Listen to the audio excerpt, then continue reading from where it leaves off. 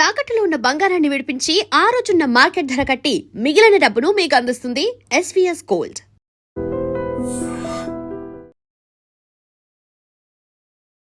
Welcome to I dream. ఈ రోజు మనతో పాటు counselling psychologist, soft skill trainer Nalini గారు ఉన్నారు. మాట్లాడదాం. నమస్తే అండి, వెల్కమ్ టు అవర్ షో. నమస్తే అండి. నళిని గారు, ఇప్పుడు ప్రెసెంట్ ఉన్న ఈ బిజీ లైఫ్లో భార్యాభర్తలు ఇద్దరు జాబ్స్ చేస్తున్నారు. సో టైం ఉండట్లేదు టైం స్పెండ్ చేయడానికి కూడా. అనుబంధాన్ని చక్కగా ఒక బ్యూటిఫుల్గా నిలబెట్టుకోవాలి అంటే ఎలా ఉండాలి అసలు? మంచి ప్రశ్న అడిగారండి. ఎందుకంటే ఇప్పుడు ఉద్యోగ వేళలు కానీ, ఉద్యోగం కానీ, ఏదైనా సరే ఆదాయ మార్గం, అది ఉద్యోగం కావచ్చు, సొంతమైన వ్యాపారం కావచ్చు, ఖచ్చితంగా ప్రతి వారి జీవితంలో ఎక్కువ సమయాన్ని తీసేసుకుంటున్న సందర్భాల్లో ఇదంతా ఎందుకు చేస్తున్నామంటే మళ్ళీ కుటుంబం కోసం, తన వారి కోసమే చేస్తున్నాం. అలాంటప్పుడు తన వారితో లేని సమయంలో, తన వారితో అసలు సమయం లేదు, కానీ చేసేదంతా ఉన్న సమయం అంతా తన వారి కోసం పెట్టడమే అవుతుంది. ఇది ఎలా ఉందంటే మీకోసమేగా చేస్తానా అంటూ ఆ మీకోసం ఎవరి కోసమైతే చేస్తున్నారో వాళ్ళతో పాటు సమయాన్ని గడిపే సమయం లేదు, ఉన్న టైం అంతా వాళ్ళ కోసమే పనిచేస్తున్నారు. మరి నువ్వు వాళ్ళ కోసం ఉన్నావా లేదా అంటే ప్రత్యక్షంగా లేరు కానీ పరోక్షంగా ఎంతో కష్టపడుతున్న వారిగా తయారవుతుంది. ఇదే చాలా మళ్ళీ వాళ్ళ అనుబంధాల్లో ఒకరి రిలేషన్షిప్స్లో చాలా ఎఫెక్ట్ అయ్యి మళ్ళీ దాని ఎఫెక్ట్స్ అన్నీ ఫేస్ చేయాల్సి వస్తుంది అన్నమాట. కానీ మీరన్న దాంట్లో ఒకటే మనకి ఫస్ట్ సూత్రం అని అనుకుంటే క్వాలిటీ టైం. చాలామంది చెప్పే ఉంటారు, కానీ ఇది చెప్పడం ఎంత సులభమో దాన్ని పాటించడం, దాన్ని గుర్తు చేసుకొని గమనించుకొని దాన్ని పాటించుకోవడం అంత కష్టం. అందుకే ఆ పాయింట్ నుంచే మొదలు పెడుతున్నా. అసలు క్వాలిటీ టైం అంటే ఏంటి? క్వాలిటీ టైం అంటే ఏంటి అంటే, కరెక్ట్, మంచి మాట చెప్పారు. ఎన్ని గంటలు కలిసి ఉన్నామని కాదు, ఎన్ని గంటలు అందరూ కలిసి ఒకే ఇంట్లో ఉన్నారా లేదా ఒకే చోట ఉన్నారా కాదు, కలిసిన సమయంలో వాళ్ళు ఏం మాట్లాడుకుంటున్నారు, ఎలాంటి ఫీలింగ్స్ లేదా ఎమోషన్స్ లేదా విషయాలు షేర్ చేసుకుంటున్నారు. అంటే ఒకటే స్పేస్లో ఉండటం ముఖ్యం కాదు, ఫిజికల్ స్పేస్లో ఒకటే చోట ఉన్నారా లేదా అనేది ముఖ్యం కాదు. ఇప్పుడు మనం చాలా ఇళ్లలో చూస్తాము, ఇంట్లో ఉంటారు కానీ ఎవరెవరితో ఏం మాట్లాడుకోరు, ఎవరి దారిన వాళ్ళు వాళ్ళ గదిలో ఏదో పని చేసుకుంటూ, తల్లి ఉంటే వంటగదిలోనో ఇంకేదో వాళ్ళు ఏదో పని చేసుకుంటూ, హస్బెండ్ ఉంటే ఆయన పని ఏదో ఆయన చేసుకుంటూ, పిల్లలు ఎవరి దారిన వాళ్ళు ఏం ఆడుకుంటున్నారు, మొబైల్ పట్టుకొని కూర్చున్నారు. అలాంటి వాళ్ళు 10 గంటలు కలిసి ఒకటే ఇంట్లో ఉన్నా కూడాను ఎవరితో ఏం పెద్ద అనుబంధం. అంటే కొందరు ప్రవర్తన ఎలా ఉంటుందంటే, 1 సంవత్సరం మాట్లాడేసుకున్నాకో 2 సంవత్సరాలు మాట్లాడేసుకున్నాకో ఇప్పుడు ప్రస్తుతం ఏంటంటే అన్ని మాటలు చెప్పేసుకున్నాం, ఒకరి గురించి ఒకరికి కంప్లీట్గా తెలిసిపోయింది, ఇంకా మాట్లాడుకోవడానికి కూడా మనకి ఏమున్నాయి కబుర్లు అనే వర్షంలో ఆలోచిస్తున్నారు. ఇప్పుడు అది ఎక్కడ వరకు కరెక్ట్ అంటే అది దాంట్లో కొంతవరకే నిజం ఉంది. ఎప్పుడైతే మన అభిరుచులు లేకపోతే ఇష్టాల గురించో, లేకపోతే నాకు బాగా గుర్తున్న విషయాలు, నీకు బాగా గుర్తున్న విషయాలు, అది బాల్యం కావచ్చు, కాలేజీలోకి సంబంధించిన కావచ్చు, ఇవి మాట్లాడుకొని ఇవే వ్యక్తికి సంబంధించిన విషయాలు అని అనుకుంటే అప్పుడు వాటికి అయిపోవడం అనేది ఒకటి ఉంటుంది. ఇవి యాక్చువల్గా పెద్ద విషయాలు కాదండి, ఇవి కేవలం సమాచారం అంతే. ఇప్పుడు మీకు ఏ పండు ఇష్టమో నేను తెలుసుకున్నాను, నాకే పండు ఇష్టమో తెలుసుకున్నా, మీదే రంగు ఇష్టమో తెలుసుకున్నా, నాకే ఇంత సమాచారమేనండి. ఇంకోసారి మిమ్మల్ని చూసినప్పుడు ఓహో ఈవిడికి మామిడి పండు ఇష్టం అని అన్నారు కదా కిందటిసారి, ఈవిడికి రెడ్ అంటే ఇష్టం అన్నారు కదా అని మీకు గుర్తొస్తుంది. దీనివల్ల పెద్ద మీ జీవితం నా జీవితం ఇందులో పెద్ద పెనవేసుకుపోవడానికో, మన ఇద్దరు మంచి స్నేహితురాళ్ళు అవడానికో ప్రాతిపదిక ఏముంది దీంట్లో? అభిరుచులు తెలుస్తాయి అంతే. అది సమాచారం మాత్రమే మైండ్కి, అంతే కదా. ఆ సమాచారం దానివల్ల పెద్ద ఉపయోగం ఏమీ లేదు. అది నిజంగా 6 నెలల్లో అయిపోయిందని అనుకో, కన్వర్జేషన్ కాదు, కాన్వర్జేషన్. ఎప్పుడైతే ఏంటంటే జీవితాలు వ్యక్తిత్వాలు పెనవేసుకుపోవడాన్ని బంధం అంటారు. అంటే ఒకరి జీవితంలో ఒకరు ఒక ముఖ్యమైన పాత్ర. అది మనకి మంత్రాల్లో ఉంది చూసారా, భార్యాభర్తలు అయితే మనసా వాచ కర్మణ ధర్మేచ కామేచ మోక్షేచ అర్థేచ, అన్ని అంశాలలో కూడా ఒకరినొకరు కలుపుకుంటూ నడవడం అనేది అది ఒక కంప్లీట్ జర్నీ కదా. ఈ కంప్లీట్ జర్నీలో మధ్యలో అయిపోయిందంటే ఏంటి? మీరు ఇక్కడి నుంచి ఢిల్లీకి టికెట్ బుక్ చేసుకున్నారు, వరంగల్ వరకు ఏదో వరంగల్ వెళ్తుందో లేదో కూడా నాకు తెలీదు, అసలు ఆ దారిలో మధ్యలో వరకు వచ్చాక మీ కబుర్లు అయిపోయినాయి అనుకోండి, లేదా మీరు తెచ్చుకున్న తిండి అయిపోయింది అనుకోండి, దిగేస్తామా? మనం కొనుక్కున్న టికెట్ ఢిల్లీ వరకు కదా. అలా వీళ్ళ లైఫ్ టైం కదా, భార్యాభర్తలది కానీ, తల్లిదండ్రులతో పిల్లలది కానీ, ఇవన్నీ లైఫ్ టైం అనుబంధాలు. వీటిలో మధ్యలో అయిపోవటమే ఉంటుంది, ఉండదు. రెండోది, దశలు మారుతున్న కొద్దీ పాత్రల తాలూకు ఔచిత్యము, తెలుసుకోవాల్సిన విషయాలు, బాధ్యతలు, ఒకరినొకరు చూసే విధానము, కంబైన్డ్గా అండ్ విడివిడిగా వాళ్ళకున్న బాధ్యతలు అన్నీ మారిపోతూ ఉంటాయి. మళ్ళీ అది కొత్త ఆవిష్కరణేగా. ఇప్పుడు 5 ఏళ్ల తర్వాత ఉన్న భార్య ఒక పిల్లాడో పుట్టిన తర్వాత ఇప్పుడు అమ్మాయింది. ఇప్పుడు ఈ భర్తకి ఆమె 2 పాత్రల్లో కనిపిస్తుంది. తన్ని పెళ్లి చేసుకున్న భార్య, తన పిల్లల తల్లి, రెండు పాత్రలు కదా. ఇప్పుడు ఈ తల్లిగా ఈమె ఎలా ప్రవర్తిస్తుంది? ఇతని కొత్త పాత్రేగా అది. అది అర్థం చేసుకోవటం, తెలుసుకోవటం. ఇప్పుడు ఈ తండ్రి తల్లితో మాట్లాడేది అదొక జర్నీ, భార్య భర్తతో మాట్లాడేది 2 జర్నీలు. ఇప్పుడు వాళ్ళ జర్నీ అయిపోలేదు అసలు, యాక్చువల్ జర్నీ డబల్ అయింది. ఇప్పుడు ఇంకొక పిల్లాడో పుట్టారని అనుకుందాం, ఇప్పుడు ఇంకో పిల్లాడోకి మళ్ళీ ఇంకో తల్లి తండ్రి. ఇప్పుడు పిల్లలు కూడా వ్యక్తిత్వాలు విడివిడిగా ఉంటాయి. పిల్లల విధానాలు కానీ, వాళ్ళ ఆడుకునే విధానం కానీ, వాళ్ళు మాట్లాడే విధానం, వాళ్ళ ఎదుగుదల, ఏ ఇద్దరు పిల్లలు ఒకేలా ఉండరు. కాబట్టి మళ్ళీ పేరెంటింగ్ కూడా కొత్త విషయాలు. ఎందుకంటే ఒక మొదట అమ్మాయి అని అనుకుందాం, అమ్మాయికి తల్లిదండ్రులుగా వీళ్ళు ఆలోచించేది వేరుగా ఉంటుంది. తర్వాత అబ్బాయి అనుకుందాం, అబ్బాయి తల్లిదండ్రులుగా వేరుగా ఆలోచిస్తారు. సో ఒక అమ్మాయి క్వాలిటీ టైం కావాలి అనుకుంటే పిల్లలు పుట్టిన తర్వాత ఎలా క్వాలిటీ టైం ఇస్తే ఆమె సంతోషంగా ఉండగలుగుతుంది? మంచి ప్రశ్న అడిగారు. ఇప్పుడు మీరు ఇందాక ఫస్ట్ అడిగినంత క్వాలిటీ టైం ఏంటి అంటే అభిరుచులు, మనస్తత్వాలు, ఒక్కొక్క విషయాన్ని కూడాను ఇద్దరు 2 వ్యక్తిత్వాలుగా కూడా ఇద్దరు కలిసి ఎదగడం. వ్యక్తిత్వం ఎదగడం అనేది ఒక రోజుతో జరిగేది, ఒక రోజుతో ఆగేది కాదు. అది నిరంతరంగా అది ఎదుగుతూ ఉండే విధానంలో ఇద్దరు కలుపుకొని గుణాలు కలవడం, ఆలోచనలు కలవటం, వ్యక్తిత్వాలు కలవటం, జీవితాలకి వాళ్ళకి ఇండివిజువల్గా ఎవరి లక్ష్యం వాళ్ళకు ఉంటుంది, కలిపి ఒక కుటుంబంగా భార్యాభర్తలుగా వాళ్ళకు లక్ష్యం ఉంటే దాని వైపుగా ఇద్దరు కలిసి ప్రయాణించడం. ఇంత ఒక పెద్ద పిక్చర్, ఇంత పెద్ద స్కోప్ ఉంటుంది.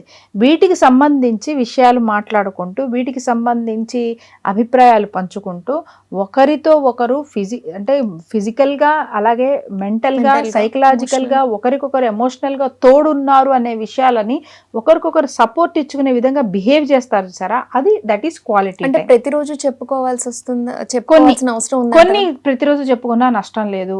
అంటే ప్రతిరోజు ఖచ్చితంగా నచ్చే విషయాలు అంటే కామన్ వాళ్ళ లైఫ్ ఆన్ గోయింగ్ విషయాలు ఏవైతే ఉన్నాయో అవి రోజు మాట్లాడుకునేవే ఉంటాయి. కానీ ఇప్పుడు ఒక మోరల్ సపోర్ట్, ఒక ధైర్యం కానివ్వండి, లేకపోతే నీ జర్నీలో నేను సపోర్ట్ ఉంటాను, నా జర్నీలో నీ నుంచి నాకు కావాల్సిన సపోర్ట్, ఇలాంటివి కానీ మాట్లాడుకునేవి కానీ అవి రోజు మాట్లాడుకోవచ్చు, అవి సందర్భానుసారంగా మాట్లాడుకుంటారు. ఇలా ఇంత స్కోపు క్వాలిటీ టైంలో ఈ అంశాలన్నీ కలుస్తాయి. తర్వాత ఇందాక మీరు అన్నట్టు పిల్లలు పుట్టాక ఆమెకి లైఫ్ ఉన్న దగ్గర కూడాను చాలా చోట్ల మిస్టేక్ ఇక్కడే జరుగుతుంది. ఎందుకంటే ఆమె పిల్లలతో బిజీగా ఉంది. ఇప్పుడు మళ్ళీ మనం ఏదో కొత్త కాన్సెప్ట్ కొత్తగా మాట్లాడి చేస్తే ఆమె బిజీలో ఇంకొంచెం బిజీ పెంచినట్టు అవుతుంది. ఆమె ఏదో రకంగా ఎంగేజ్ అయిపోతుంది కాబట్టి నా దారిని నేను ఏదో రకంగా ఎంగేజ్ అయిపోదామని చాలా వరకు తల్లిదండ్రులు అయిన తర్వాత భార్యాభర్తలుగా జీవించడం మానేస్తారు చాలామంది. సో ఇందాక నేను అన్నట్టు ఆ 2 పాత్రలు 2 ప్యారలల్గా నడవాలి. మీరు తల్లిదండ్రులు అయినంత మాత్రమే భార్యాభర్తలుగా జీవించడం మానేయకూడదు. భార్యాభర్తలుగా ఉన్నారు కానీ తల్లిదండ్రులుగా కూడా మీ పాత్ర, మీ బాధ్యతలు కూడా సరిగ్గా నిర్వర్తించుకోవాలి. ఈ 2 ఎప్పుడు బ్యాలెన్స్ చేస్తుండాలి. మీరు ఇందాక అన్నట్టు ఆయన తల్లి అయిన తర్వాత ఇంకా ఆమెకు బాధ్యతలు ఎక్కువ ఉంటాయి. చిన్న చిన్న పనులకు కూడా వాళ్ళు డిపెండెంట్గా ఉంటారు. అప్పుడు కొంత వెసులుబాటు, కొంత ఆమెకు ఒక సబ్స్టిట్యూటు, కొంత వర్క్ డెలిగేషన్ అంటే తన పనిలో కొంత ఎవరైనా సాయం పంచుకోవటం. ఒకవేళ ఆ పని వాళ్ళకి అంత బాగా చేయడం రాకపోవచ్చు, అప్పుడు కనీసం చేసి అలిసిపోయిన మనిషికి ఒక సాంత్వన ఇచ్చే విధంగానో, ఒక సేద తీరే విధంగానో, అందరికీ సేవ చేసి ఆమె అలిసిపోతే ఆమెకి కాస్త హెల్ప్ చేస్తూ సేవ చేసే విధంగా ఇతను భర్త ప్రవర్తించవచ్చు. ఇంత బిజీ లైఫ్ లో హార్డ్లీ రోజుకు 1 గంట 2 గంటలు ఉంటుంది అంతే. అంతలో కూడా వాళ్ళు ఎక్స్ప్రెస్ చేయడంలో ఫెయిల్ అయిపోతూ ఉంటారు చాలా మంది. ఇప్పుడు మీకు చాలా జ్వరం వచ్చిందండి, 3 రోజుల నుంచి మీకు జ్వరం వచ్చింది, 3 రోజుల నుంచి జ్వరం వచ్చింది కదా అని మీరు వేసుకునే టాబ్లెట్ ఎన్ని గంటలు వేసుకుంటారు?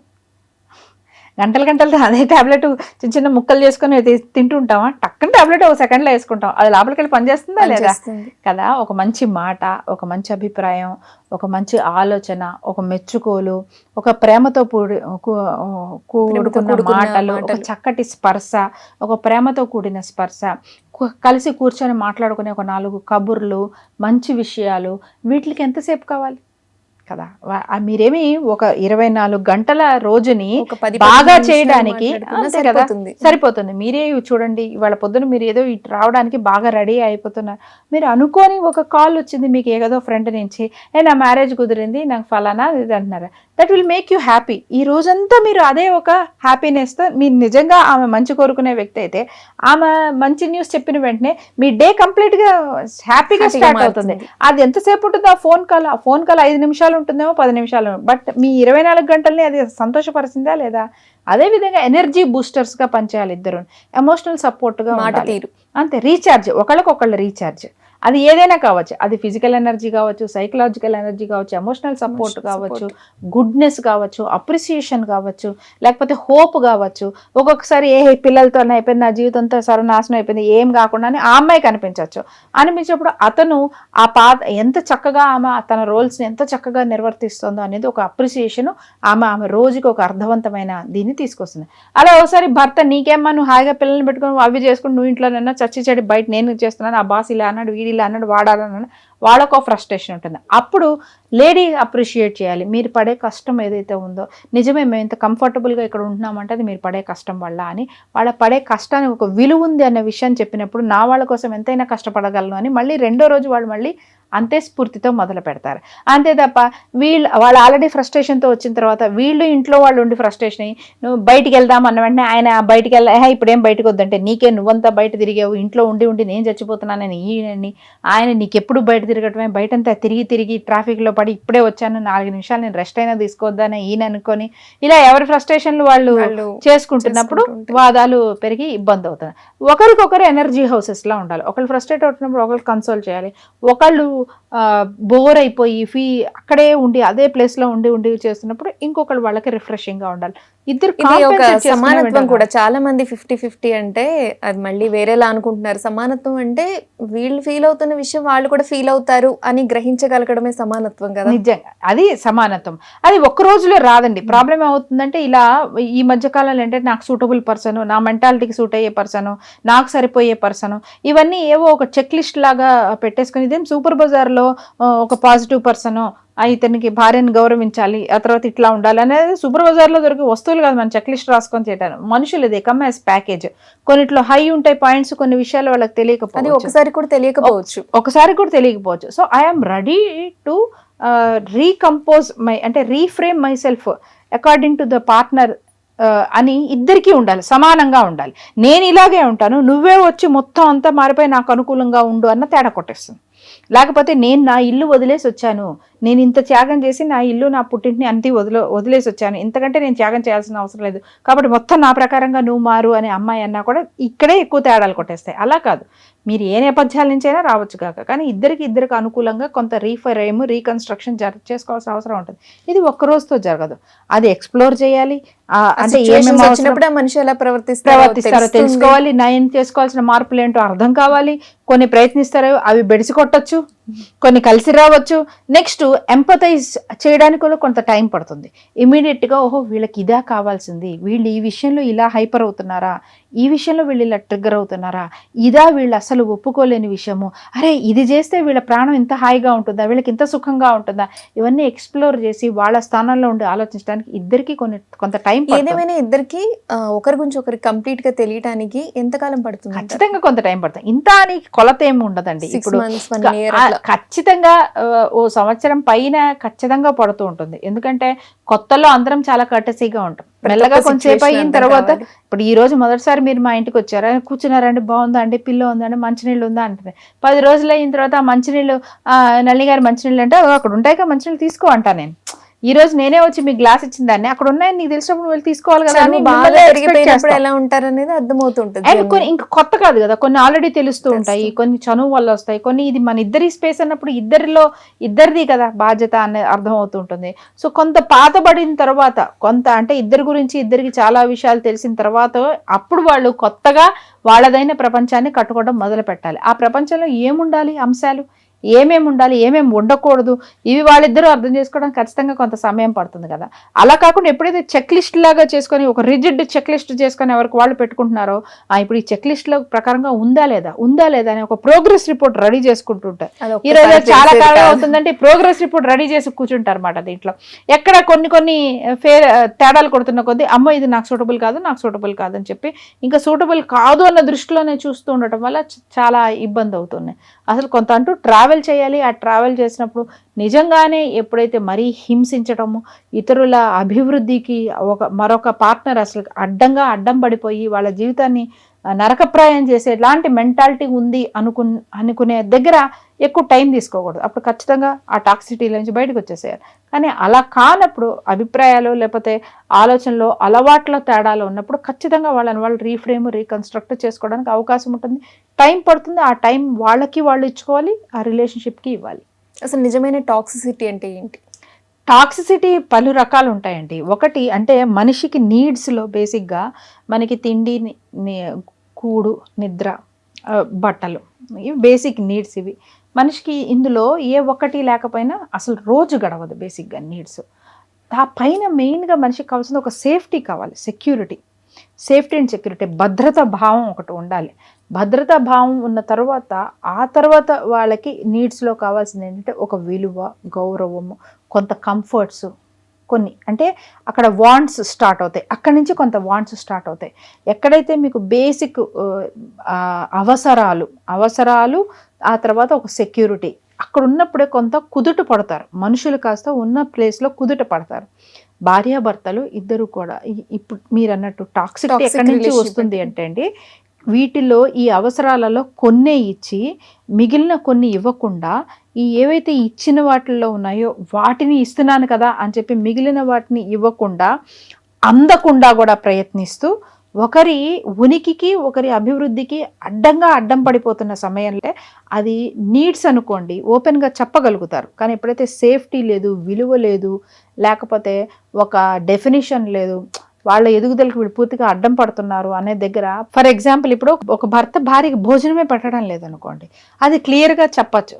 ఈయన నాకు అసలు భోజనమే పెట్టలేదు, నా పిల్లల స్కూల్ ఫీజులే కట్టట్లేదు, ఇలాంటివి కొన్ని కనిపిస్తూ ఉంటాయి. అలా కాకుండా ఒక సేఫ్టీ అంటే సెక్యూరిటీ, ఈ రిలేషన్షిప్లో నీకు విలువ ఉన్నది, నువ్వు నాకు చాలా అవసరం, నా జీవితంలో నీ అవసరం నాకుంది, నీ జీవితంలో నా పాత్ర ఇది, నేను దీనికోసం నిలబడతాను, నేను నీతో పాటుగా ఉంటాను అనే ఒక బేసిక్ ఎక్స్పెక్టేషన్స్ మ్యారేజ్లో భార్యాభర్తల మధ్యలో ఉంటుంది. అది ఇవ్వరు. ఫస్ట్ థింగ్ అది ఇవ్వకుండా ఎప్పుడైనా సరే నీ అవసరం నాకు ఉండదు, ఎప్పుడైనా సరే నేనైనా ఇందులోంచి ఎగ్జిట్ అయిపోతుంటాను, నిన్నైనా తోసేస్తాను ఈ దీంట్లోంచి అనే విధంగా ఒక ఇన్సెక్యూరిటీ క్రియేట్ చేస్తుంటారు. కంటిన్యూస్గా ఒక insecurity and challenging situation create చేసి, అలా నీకో విలువ ఉంది, లేకపోతే ఈ బంధంలో నీకో పాత్ర ఉంది, లేకపోతే నేను నీతో పాటు ఉండాలి అంటే అప్పుడు నువ్వు చేయాల్సిన విషయాలు ఇవి అని ఒక కండిషనల్ థింగ్స్ క్రియేట్ చేస్తారన్నమాట. దాంతో రెండవ పార్ట్నర్ భయంగా ఆ రిలేషన్షిప్లో ఆ సెక్యూరిటీ అనే ఫ్యాక్టర్ కోసము భయంగా, బలవంతంగా, ఇష్టం ఉన్నా ఇష్టం లేకపోయినా అవతల వారి డిమాండ్స్కి అనుగుణంగా, ఎక్స్పెక్టేషన్స్కి అనుగుణంగా ఒక్కొక్క పనులు చేసుకుంటూ పోతారు. అంటే అవి బేసిక్ నీడ్స్ ఏవైతే నార్మల్గా వెళ్ళిపోవాలో అవి కండిషనల్ థింగ్స్ అయిపోతాయి. కంపల్సరీ అంటే నీకు ఈ సెక్యూరిటీ కావాలంటే ఇవి నేను అనుకున్న విధంగా, నా అనుగుణంగా నువ్వు చేయాల్సి వస్తుంది. అసలు డిమాండ్ డామినేషన్ అనేది ఎంతవరకు కరెక్ట్ అంటారు రిలేషన్షిప్లో? అది అమ్మాయి అయినా సరే, అబ్బాయి అయినా అసలు ఎంతవరకు కాదు, ఏ రకంగానూ కరెక్ట్ కాదు. ఇది ఎప్పుడు అసలు ఒకళ్ళనైనా ఒకళ్ళు డిమాండ్ చేసే పరిస్థితి ఎప్పుడు వస్తుంది అంటే ఎవరో ఒకరు ఆధిక్యం అని భావించినప్పుడు. ఇక్కడ ఈ పెళ్లిలో ఒకరు ఆధిక్యం కాదండి, ఇద్దరు నిజంగా సరి సమానమే, ఖచ్చితంగా సరి సమానమే. ఎందుకంటే అసలు నీ జీవితానికి ముందు వెళ్ళడం మార్గమే ఒక స్త్రీ వల్ల, పెళ్లి ద్వారా ఒక స్త్రీ వల్ల వస్తుందని భర్తకి చెప్పి, అలాగే నీ భర్త నీకు అన్ని రకాలుగా ఇకపై నీ అన్ని విషయాలకి వన్ పాయింట్ ఆఫ్ కాంటాక్ట్ అని భార్యకి చూపించి చేసినప్పుడు ఇందులో ఎవరు తక్కువ ఎవరు ఎక్కువ? ఎక్కువ అనే డిమాండ్ ఎప్పటి నుంచి వస్తుందంటే నేను సోర్స్ని, నువ్వు నా మీద ఆధారపడి ఉన్నావు అన్న ఫీలింగ్ ఉన్నప్పుడే వస్తుంది. అది మధ్యలో మనకి అజ్ఞానంతోనూ లేకపోతే ఇతర కారణాల వల్ల మనం దాన్ని డిఫైన్ చేసుకున్న దాంట్లో మిస్టేక్స్ వల్ల ఎంతైనా మగాడు ఎక్కువ, ఎంతైనా మొగుడు ఎక్కువ, ఎంతైనా భర్త ఎక్కువ అన్న భావన మధ్యలో వచ్చిన మార్పులే తప్ప మనకు అసలు మొదటి నుంచి ఎప్పుడు సనాతన ధర్మంలో ఒకళ్ళు తక్కువ ఒకళ్ళు ఎక్కువ అనేది లేనే లేదు. ఇద్దరి పాత్రలు అసలు ఒకరు లేనిదే ఒకళ్ళు, భార్య లేనిదే భర్త కనీసం ఒక పూజ కూర్చోడానికి అర్హుడు కాదు. ఎంత ధనం ఉండి ఏమైనా కానివ్వచ్చు, నువ్వు ఒక పూజ, ఒక యజ్ఞం, ఒక ఇది చేయడానికి పనికిరాని భార్య లేకపోతే లేదు పక్క వెళ్ళిపో అన్నారు అంతే. కదా, అంత ఈక్వల్ పార్ట్ ఇచ్చారు. మధ్యలో వాళ్ళు అర్థం పర్థం లేకుండా తెలియకుండా ఏదో సంపాదన భర్త చేస్తాడు కాబట్టి ఆడది పూర్తిగా అన్ని రకాలుగా సంపాదన మీద డిపెండెంట్ అయిపోయారు అనుకున్న దాన్ని ఆ ఒక అడ్జస్ట్మెంట్ని రాంగ్గా ఇంటర్ప్రిట్ చేసుకొని భర్త డిమాండ్ చేస్తాడు, మొగుడు అనేవాడు డిమాండ్ చేస్తాడు, మగాడు అనేవాడు డిమాండ్ చేస్తాడు అని అనుకొని ఆ మగాడికి తగినట్టుగా భార్య అంతా ఏదో రెడీ చేసి పెట్టుకోవాలని అలా చేసి ఈ చివరికి భార్యలు ఫ్రస్ట్రేట్ అయిపోయి నేనే ఎందుకు చేయాలి నాదేనా అని వీళ్ళు రివర్స్ అయ్యే పొజిషన్కి మనం ఫస్ట్ ఎయిడ్ చేసి నొక్కితే ఏమవుతుంది. ఇప్పుడు మనం రివర్స్ అంటే సినిమా సెకండ్ హాఫ్ చూస్తున్నాం మనం. సినిమా సెకండ్ హాఫ్ చూసి ఇప్పుడు ఎందుకు హీరో కొడుతున్నాడు అంటే ఫస్ట్ హాఫ్ చూడాలి కదా నువ్వు. అలా ఇప్పుడు మనం ఇది డిస్కస్ చేస్తున్నాం. బట్ ఏదైనా ఎవరిని డామినేట్ చేయడానికి లేదండి. కేవలం ఏదో నేను వచ్చాను కాబట్టి, నేను అన్ని త్యాగం చేసేసి నేను వచ్చాను కాబట్టి నాదే ముఖ్యమైన అమ్మాయి తప్ప డిమాండ్ గా వినాలి ఒకరికొకరు. అండ్ ఇది ఒక ఫేజ్, అంటే you have decided to get in to another phase. నీ లైఫ్లో పుట్టిన తర్వాత కొన్ని బేసిక్ విషయాలు తెలుసుకొని చదువు లేకపోతే ఇవి అయిపోయిన తర్వాత now as a human being నాకు ఇప్పుడు నా జీవితంలో ఇంకో భాగస్వామి కావాలి అని డిసైడ్ అయ్యి తెచ్చుకున్న ఫేజ్ కదా ఇది. అలాంటి ఫేజ్లో నువ్వు తెచ్చుకున్న భాగస్వామి ఎందుకు కావాలి అసలు నీకు? అందుకే అసలు పెళ్ళెందుకు? Why do you even want a partner? అది ఇప్పుడు తరాల్లో ఖచ్చితంగా క్వశ్చన్ వేసుకోవాలి. మీ దగ్గర ఆ ప్రశ్నకి సమాధానం లేకపోతే చేసుకోవద్దని చెప్తాము ఇప్పుడు. అంటే why do you need a partner? నీకెందుకు భార్య, నీకెందుకు భర్త? నువ్వు ప్రశ్న వేసుకుంటే నాకు ఇందుకోసం భర్త, నాకు ఇందుకోసం భార్య అనే క్లారిటీ మీకు ఉందా లేదా? లేకపోతే అందరు ఫార్మాట్లో కొట్టుకెళ్ళిపోతున్నారు కదా అని పెళ్ళైంది, పిల్ల చదువు అయిపోయింది, ఉద్యోగం వచ్చింది, ఆ నెక్స్ట్ ఏంటంటే ఆ పెళ్ళి. ఎందుకు చేసుకుంటున్నావో తెలీదు, ఏమి ఆశిస్తున్నావో తెలీదు, ఏమి ఇవ్వగలవో తెలీదు. ఏమీ తెలియకుండా చేసేసుకొని ఇంకా అప్పటి నుంచి పొద్దున్న లేచినప్పుడు అగ్గిపెట్ట దగ్గర నుంచి అన్నిటి వరకు గొడవలు అవుతూ ఉంటే అక్కడి నుంచే జోక్స్ వస్తున్నాయి. పెళ్ళి కాకపోతే చాలా సంతోషం, పెళ్ళి అయినప్పటి నుంచి జీవితం నరకం, ఇలాంటివన్నీ ఎందుకు వస్తున్నాయి అంటే దానిపైన అవగాహన లేకపోతే నువ్వేం ఎక్స్పెక్ట్ చేయాలో కూడా దాని గురించి తెలియకపోవడం వల్ల. సో ఎవరిని ఇక్కడ డామినేట్ చేసుకోవడానికి లేదు. ఇద్దరి పాత్ర సమంగా ఉంటుంది, ఇద్దరి విలువ ఇద్దరిది ఉంటే different people bring different expertise in it. ఈమె తెచ్చే ఎక్స్పర్టీజ్ ఈమెకుంటాయి, ఆయన తెచ్చే ఎక్స్పర్టీజ్ ఆయనకుంటాయి. ఇద్దరు కలిపి ఇద్దరి జీవితాన్ని ఆనందంగా మరొక నెంబర్ ఆఫ్ ఫోల్డ్స్ ఎక్స్ప్లోర్ చేయడానికి తెచ్చుకున్న అరేంజ్మెంటే తప్ప ఇది ఒకళ్ళనొకళ్ళు సప్రెస్ చేసుకోవడం వల్ల లాభం ఏమీ లేదు. కొంతకాలం ఒకళ్ళు సప్రెస్ అవుతారు, ఏమవుతుంది ఆ ఫ్రస్ట్రేషన్తో నెక్స్ట్ హాఫ్లో ఇంకొకళ్ళు సప్రెస్ అవుతూ ఉంటారు. ఇదే చాలా కాలం కూడా చూస్తున్నాం. ముందు మగవాడంతా భయపడి అన్న ఆ తర్వాత ఈయన కాస్త రిటైర్ అయినప్పటి నుంచి ఆమె మొహాన్ని అన్నం కూడా పెట్టడం క్లేసులు అవి కూడా చూస్తుంటాం. సో అలా వెళ్ళేది కాదు అసలు wife and husband journey. It's always equal, any time any day it is equal. And నిజం అండ్ ఓపెన్గా మాట్లాడుకోవడం అనే టాపిక్తో మనం మాట్లాడుకోవాలి అనుకుంటే ఒక భర్త ఒకవేళ ఇంతకుముందు మ్యారేజ్ కాకముందు ఒక లవ్ స్టోరీ ఉంది అబ్బాయికి అనుకుందాం. మ్యారేజ్ అయిన తర్వాత ఆ వైఫ్తో చెప్పడం వల్ల అంటే నిజం చెప్పాను అని అతను అనుకుంటాడేమో. అలా చెప్పడం వల్ల ఎక్కువ అంటే ఆమెకి ఒక ఇన్సెక్యూరిటీ ఫీలింగ్ ఉంటుందంటారా, లేదంటే అది హైడ్ చేయడం వల్లనే ఆ రిలేషన్షిప్ బాగుంటుందంటారా? అంటే చాలామంది ఈ విషయంలో క్లారిటీగా ఉండదు. నిజం చెప్పాం కదా అనుకుంటూ ఉంటారు, కానీ నిజం చెప్పడం మంచిదా లేదా వాళ్ళని బాధ పెడుతుంది అనుకున్నప్పుడు దాచడం మంచిది అంటారు? ఇది చాలా వ్యాలిడ్ క్వశ్చన్ అండ్ చాలా ఏమంటారంటే ఒక కేస్ టు కేస్ ఉంటుందండి. ఎందుకంటే ఒక విషయాన్ని అవతల వాళ్ళు ఎలా తీసుకోగలుగుతారు, ఎంత మెచ్యూరిటీతో తీసుకోగలరు, వాళ్ళకున్న ఇన్సెక్యూరిటీస్ ఏంటి బేసిక్గా. ఇప్పుడు ఫర్ ఎగ్జాంపుల్ మీరన్న దాంట్లోనే ఒక భార్యకి ఒక భర్త ప్రీవియస్ లవ్ స్టోరీ చెప్పేశాడని అనుకుందాం. ఆ అమ్మాయి చైల్డ్హుడ్లో నుంచి ఎదిగిన క్రమంలోనే ఆమె ఒక ఇన్సెక్యూరిటీస్ లేకపోతే వాళ్ళ నాన్న వాళ్ళ అమ్మని ఎలా ట్రీట్ చేశారు, లేదా వాళ్ళ ఫ్యామిలీలో ఇలాంటి అదర్ రిలేషన్షిప్స్ వల్ల భార్యని తక్కువ చేసో భార్యని మోసం చేసిన కేసెస్ ఆమె ఎదుగుతున్న క్రమంలో కొన్ని చూసినప్పుడు అమ్మో అని ఎక్కడో ఒక భయం ఏదో ఉంటే, ఇప్పుడు ఇలాంటి ఒక లవ్ స్టోరీ తన హస్బెండ్కి కూడా ఉండటం అనేది ఆమెను ఒక కంటిన్యూస్ నాకు కూడా రేపొద్దున ఏదో జరుగుతుంది అని ఒక ఇన్సెక్యూరిటీ ఒకవేళ అమ్మాయిలో డెవలప్ అయితే అది పెద్ద ఆశ్చర్యకరమైన విషయం కాదు. Because it comes from her childhood experiences and childhood memories. ఇప్పుడు ఇలా ఎంతమందికి ఉంటుంది, ఎంతమందికి తెలియదు, మనకి తెలియదు. అది మనం ఇలా చూసి ఎవరికి చెప్పలేం. It depends upon person to person. అలా ఒక స్త్రీ తొందరగా మూవ్ ఆన్ అయిపోతుంది అని అంటారు. ఇన్ జనరల్గా ఒకసారి డిసైడ్ అయితే ఆడవాళ్ళు తొందరగా మూవ్ ఆన్ అయిపోతారు అని అంటారు. నిజంగానే ఒక అమ్మాయిని వాళ్ళు ఎవరో కోరుకున్నారు, చేసుకుందాం అని అనుకున్నారు, లేదు ఆ అమ్మాయి అది అవ్వలేదు, వదిలేసింది, వేరే మ్యారేజ్లోకి వెళ్ళిపోయింది అనుకుంటే చాలా వరకు వరకు ఇప్పుడేదో కొన్ని విచిత్రమైన కేసెస్ ఈ మధ్యలో చూస్తున్నాం, కానీ చాలా వరకు కూడా ఆడవాళ్ళు తొందరగా మూవ్ అయిపోతారు. They start new relationship with more purity, 100% ప్యూరిటీతో స్టార్ట్ చేసి దాన్ని నిలబెట్టడం మీదే ఎక్కువ ధ్యాస, దృష్టి అంతా ఉంటుంది. కానీ ఆమె అంతే ప్యూర్గా హస్బెండ్కి చెప్పినప్పుడు హస్బెండ్ కూడా ఆమె ఈ రిలేషన్లో ఎంత నిజాయితీగా, ఎంత కరెక్ట్గా ఉంది అనేదే చూడాలి.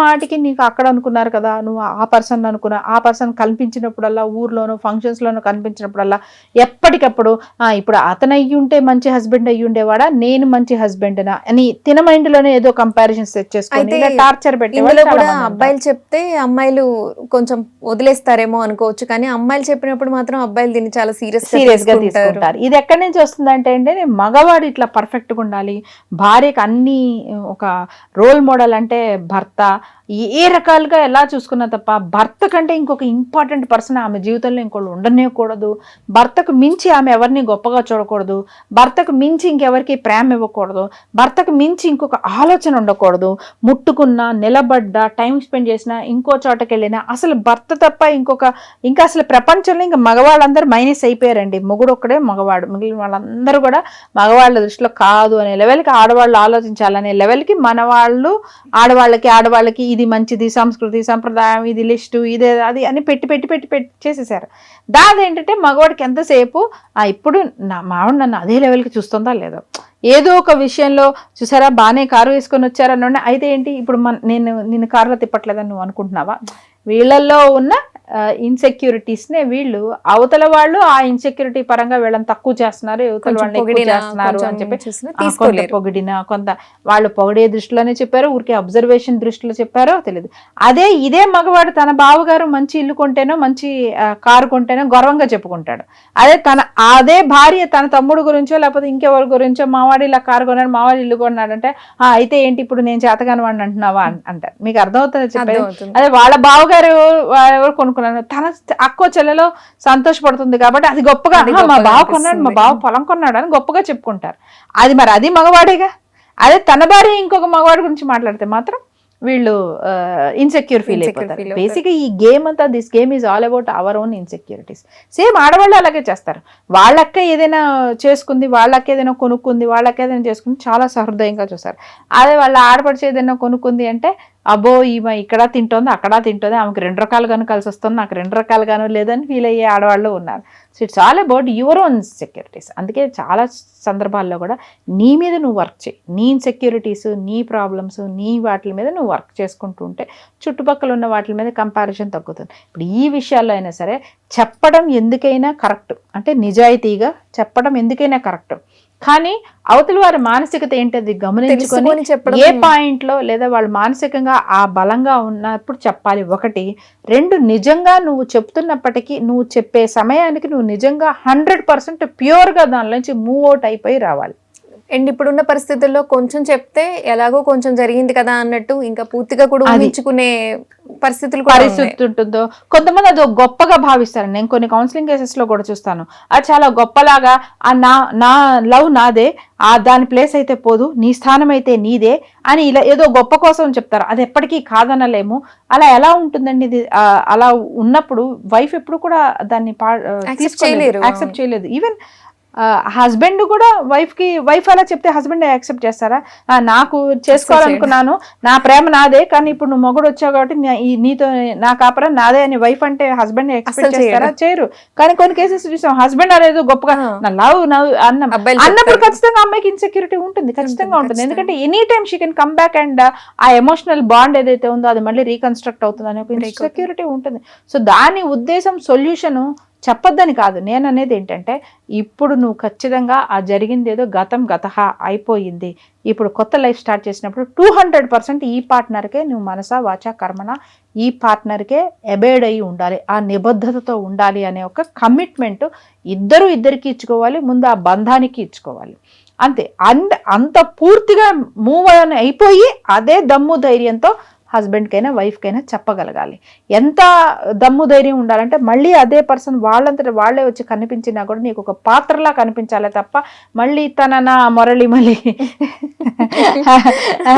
విన్నది అన్న టైపులో ఆ పల్లె మళ్ళీ మురళి విన్నది అన్న టైపులో పాటలు వేసుకుంటూ ఉండకూడదు. నువ్వు ఒకసారి మూవ్ ఆన్ అయ్యంటే మూవ్ ఆన్ అయినట్టే ఉండాలి. అయ్యో, that is what the commitment and beauty you show to your partner and also the relationship. And నిజం చెప్పడం చాలా ఇంపార్టెంట్. నిజం చెప్పే వాళ్ళతో ఏ ప్రాబ్లం ఉండదు. అలా కాకుండా ఎప్పటికప్పుడు నటిస్తూ, ఎప్పటికప్పుడు ఆ వైఫ్ కావచ్చు లేదా ఒక రిలేషన్షిప్ కావచ్చు, ఏదైనా సరే ఎప్పటికప్పుడు నటిస్తూ వాళ్ళకి ఏం తెలియనివ్వకుండా చేస్తూ ఉన్న టైంలో ఒక్కొక్కసారి కొంతమంది ఫోన్ చెక్ చేయడం ఇలాంటివి కూడా చేస్తూ ఉంటారు. ఇది ఎంతవరకు కరెక్ట్? కరెక్టే. కొంతమంది మ్యానిపులేటివ్ బిహేవియర్ని వాళ్ళ ఇంటెలెక్చువల్ కోషంట్ అని అనుకుంటారు. ఇది వాళ్ళ ఐక్యూ, వాళ్ళ తెలివితో వాళ్ళు మేనేజ్ చేస్తున్నారు అనుకుంటారు.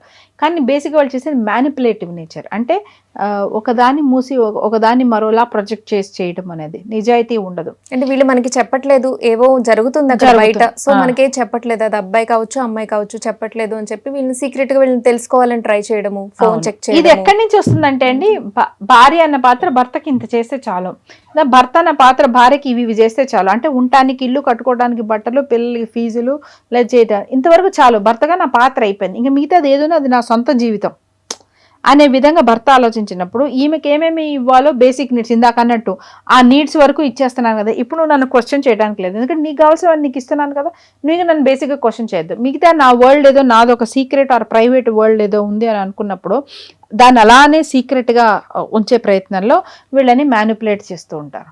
ఓకే, అలా వైఫ్ అయినా సరే హస్బెండ్గా ఇంకేముంది ఆయనకి, అంటే వైఫ్ అండ్ ఇందాక చెప్పినట్టు వైఫ్ అండ్ హస్బెండ్గా బతకడం మానేస్తారు వాళ్ళు. కేవలం వాళ్ళ పిల్లల తల్లిదండ్రులుగానే బతకడం మొదలు పెట్టినప్పుడు పిల్లల అవసరాలు ఎలా తీరుస్తున్నానో అలాగా ఆ హస్బెండ్కి కూడా ఆ టైంకి ఏంది తిండి ఉందా అది ఉందా చూసుకున్నాను అని చెప్పేసి వాళ్ళ వరల్డ్ వాళ్ళకి వేరే సెపరేట్ చేస్తారు. అప్పుడు వాళ్ళు సేమ్ మ్యానిపులేటివ్ చేస్తారు. అసలు బేసిక్గా ఇద్దరి జీవితాలు ఒకరితో ఒకళ్ళు పెనవేసుకున్నారన్న విషయాన్ని గుర్తించకుండా ఎవరి జీవితాలు వాళ్ళదే, ఎవరి ప్రపంచాలు వేరే, ఎవరెవరి వేరే వేరే ప్రపంచాల్లో వాళ్ళు బతకాలని అనుకుంటున్నప్పుడు ఈ మ్యానిపులేటివ్ నేచర్ కానీ, డిస్టెన్స్ కానీ, కమ్యూనికేషన్ గ్యాప్స్ కానీ, అబద్ధాలు చెప్పడం కానీ లేదా నిజాలు దాచడం కానీ వస్తుంది. మ్యారేజ్ అంటేనే ఇద్దరు వేర్వేరు ప్రపంచాల నుంచి వచ్చి వాళ్ళదైన ఒక కొత్త ప్రపంచాన్ని వాళ్ళు నిర్మించుకోవడం. మళ్ళీ నా ప్రపంచం నేను వేరే ఉంచేసుకుంటాను, నాకు దీంతో సంబంధం లేదు అని అనుకుంటే మాత్రం మీరు ఎక్కడికి బిలాంగ్ కాకుండా అయిపోతారు, అటు కాదు ఇటు కాకుండా అయిపోతారు. అందువల్ల అది ఎప్పటికైనా సరే రాంగ్ రిజల్ట్స్, బ్యాడ్ రిజల్ట్సే కనిపిస్తూ ఉంటాయి. సో వైఫ్ అండ్ హస్బెండ్ వాళ్ళ మొబైల్, ఒకరి ఫోన్ పాస్వర్డ్ ఒకరు తెలుసుకోవడం ఖచ్చితంగా ఇంపార్టెంటా, లేదంటే లేదు అంటే ప్రతిదీ వాళ్ళ లైఫ్ మనం అదొక కంట్రోల్ లాగా అలా చేయకుండా ఉండాలి అనేది కరెక్ట్ అంటారా? ఐడియలిస్టిక్ నన్ను అడిగితే అసలు ఇంట్లోకి వచ్చిన తర్వాత నీ మొబైల్ పాస్వర్డ్ అవసరం లేకుండా ఉండగలగాలి. అది తల్లైనా తండ్రైనా పిల్లలైనా సరే. ఆ దమ్ము ధైర్యం అంటే అంత ఓపెన్గా నువ్వు బతకగలగాలి ఫస్ట్. దానికి చెప్పుకున్న దానికంటే అంత దమ్ము ధైర్యంగా అలా బతకగలిగిన దమ్ము ధైర్యం ఉండాలి ముందు భార్యకైనా భర్తకైనా సరే. ఎట్ ఎనీ టైం పాస్వర్డ్ లేకుండా అసలు ఇంట్లోకి వచ్చిన తర్వాత పాస్వర్డ్ అవసరమే ఉండాల్సిన అంటే పాస్వర్డ్ అనేది అవసరం ఉండకూడదు మొబైల్కి. Anyone can access anyone's mobile అనే లెవెల్ గా ఓపెన్ బుక్ లా ఉండగలగాలి ఒకరి జీవితాలు. మనకి మొబైల్ లో పాస్వర్డ్ అనేది ఇంపార్టెంట్. అదే అంటే ఇంట్లోకి వచ్చిన తర్వాత ఆఫ్ చేసి బయటకు వెళ్తే ఆన్ చేసి చేయలేరు కాబట్టి that also means that everyone knows the others password. Access చేశారా, చూసారా, దాని అనుమానంతో చూసారా, పనొచ్చి చూసారా, ఏంటి చూసారా అనేది ఇప్పుడు ఒకళ్ళ మీద ఒకళ్ళకి ఎంత నమ్మకం అనేది ఉన్నది అనేది, ఒకళ్ళ మీద ఒకళ్ళకి ఎంత నమ్మకం ఉంది, ఒకళ్ళ మీద ఒకళ్ళు ఎంత నమ్మకాన్ని కోల్పోయారు అనేది మళ్ళీ వీళ్ళు చేసే పనులు, చెప్పే మాటల మీద ఆధారపడి ఉంటుంది. ఒకటి ఇది చెప్తూనే నేను ఇంకో మాట చెప్తున్నా, చిలవల్ని పలవలు చేసి ఆలోచించే మనసుతో ఉన్న వాళ్ళు కూడా ఉంటారు. ఓకే, మామూలు కాన్వర్జేషనే ఉందో నన్ను అనుకుందాం, దాన్ని పర్స్పెక్టివ్, దాన్ని ఇంటర్ప్రిట్ చేయడంలో కూడా ఏదో రాంగ్గా ఇంటర్ప్రిట్ చేయటము. టెక్స్ట్ని ఎప్పుడైనా సరే ఒక్కొక్కళ్ళు ఒక్కొక్క మూడ్తో చదువుతారు. నేను ఇచ్చిన ఒకటే సెంటెన్స్, నేను మహా చిరాకులో టెన్షన్లో ఉన్నప్పుడు ఉన్న సెంటెన్స్ని నేను అలా చదువుతాను. చాలా రిలాక్స్డ్ అండ్ కూల్ మైండ్లో ఉన్న మీరు దాన్ని వేరేలా చదువుతారు. నన్ను ఎఫెక్ట్ చేసినంత మిమ్మల్ని అది ఎఫెక్ట్ చేయదు. ఎందుకంటే టెక్స్ట్ ఈజ్ ఆల్ అబౌట్ మనం ఎలా ఇంటర్ప్రిట్ చేస్తున్నాం అన్న దాని మీదే ఉంటుంది. ఒక్కొక్కసారి యాక్చువల్గా గొడవలు ఇలా కూడా అవుతాయి. ఏంటి అంటే భర్తకేమీ వేరే వేరే ఉద్దేశాలు ఉండకపోవచ్చు, కానీ భార్య చదివే విధానంలో, అర్థం చేసుకునే విధానం సేమ్ ఆపోజిట్. భార్యకి ఎలాంటి ఎలాంటి వేరే ఉద్దేశాలు ఉద్దేశాలు లేకపోవచ్చు. ఏమీ ఉండకపోవచ్చు. కానీ భర్త దాన్ని చదివే విధానం, ఓసారి వాళ్ళు టైం క్యాలిక్యులేట్ చేస్తారు, ఒకసారి ఎందుకు ఈ పర్సన్ చేశారంటారు, ఓసారి పర్సనల్గా ఎందుకు మాట్లాడారంటారు, ఒకసారి గ్రూప్లో నుంచి వచ్చి పక్కకి నీతోనే ఎందుకు మాట్లాడుతున్నారు, ఒకసారి ఈ టైంకి ఎందుకు అంటారు, ఒకసారి ఇలా ఎందుకు మాట్లాడారంట, ఈ ఎమోజీ ఎందుకు పంపించారంట, అసలు నీ స్టేటస్ వాళ్ళు ఎందుకు చూస్తున్నారని అంటారు.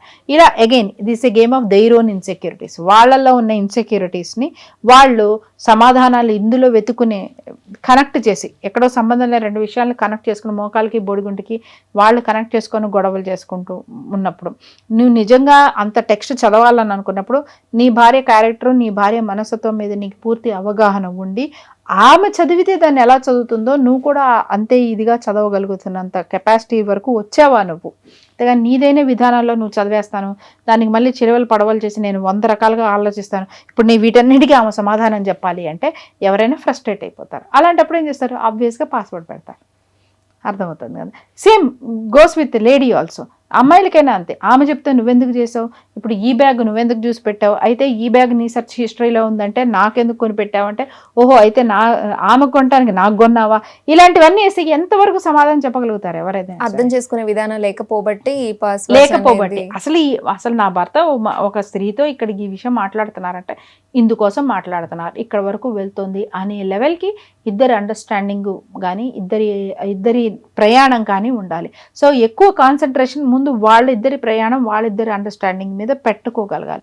ఈ వర్క్ కంప్లీట్ వర్క్ అయిపోతే తప్ప ఇలాంటి ఛాలెంజెస్ తీసుకుంటే చాలా వరకు ఇంటర్ప్రిటేషన్లో ఒక్కొక్కసారి మిస్టేక్ ఉంటుందని చాలా నార్మల్. ఇది ఎక్కువగా కాలేజ్ ఫ్రెండ్స్తో మాట్లాడేటప్పుడు వస్తుంది. జనరల్గా మనకి ఇప్పుడు మీరు నేను ఒక 10th క్లాస్ ఫ్రెండ్స్ అని అనుకుందాం, మనము ఒక 20 ఏళ్ళ తర్వాత కలిసినప్పుడు కూడా అప్పటికి మన ఇద్దరికి 35 ఏళ్ళు అని అనుకుందాం.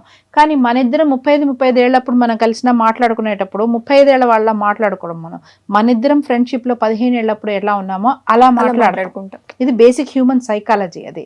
కానీ ఇప్పుడు ఈ చదివేవాడు ఓ 40 ఏళ్ళవాడు భర్త ఏందన్న, ఈ 40 ఏళ్ళవాడు 35 ఏళ్ళ ఆమె టెక్స్ట్ చదువుతున్నాను అనుకుంటాడు, కానీ వాళ్ళిద్దరు మాట్లాడుకుంటుంది 15 ఏళ్ళ వాళ్ళ మాట్లాడుకుంటారు. అర్థమవుతుందా?